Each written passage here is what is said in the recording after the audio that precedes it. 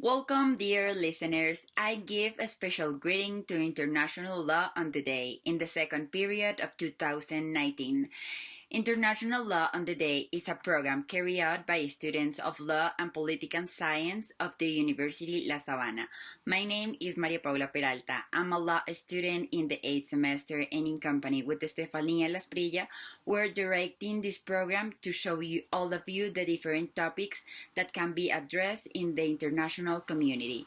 Who accompanies me today? Well, I'm with Jorge Alvarado and Luis Felipe Rico, future lawyers of our country. Today we will talk about constitutionalist monism, going over various questions about whether this position is applied in Colombia, based on various jurisprudence and doctrines.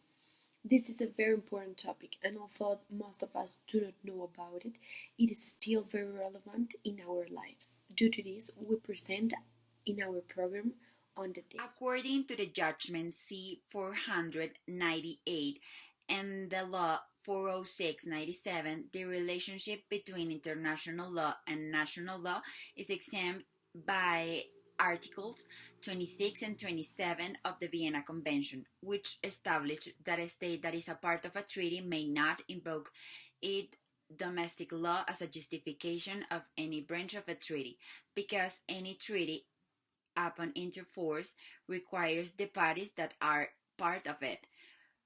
For this reason, the court explains the existence of two theories that seek to relate international law and national law. That's when monism appears. To begin, it is necessary to emphasize that relations between states are based on international sovereignty. And before explaining the main ideas of the constitutionalist monism, we need to define the concept.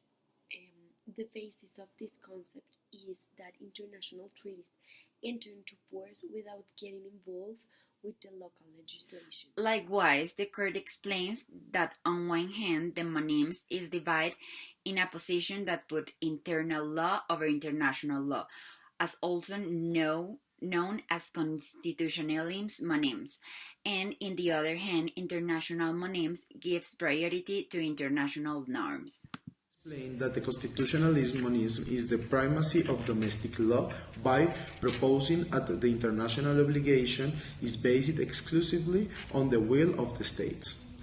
According to the court's reasoning, a constitutionalist monist theory would carry an announcement that at the international level, the international norms of the states can justify possible breaches in the international obligations, although at the end of the sentence the court will conclude that the constitutional takes precedence over any other type of rules, including international. It also aware of a legal political inconvenience of constitutionalism monism, even more so for a state that proclaims itself respectful of the international system. Continuing with what has been explained about it, should be understood that the constitutional power of the state is proclaiming self-sovereign with its internal decision, must understood that with a position set forth about this decision must be consistent with international decision that define the will to all the states parties as part of the global community.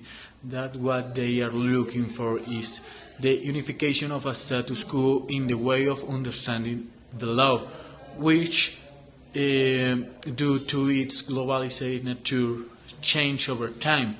For this reason, the court set forth in the judgment in question the obligation of the states parties in their different decisions that have action both in their territory and in the international sphere will be obligated to respond to the international authority. It was a pleasure having you today. Bye.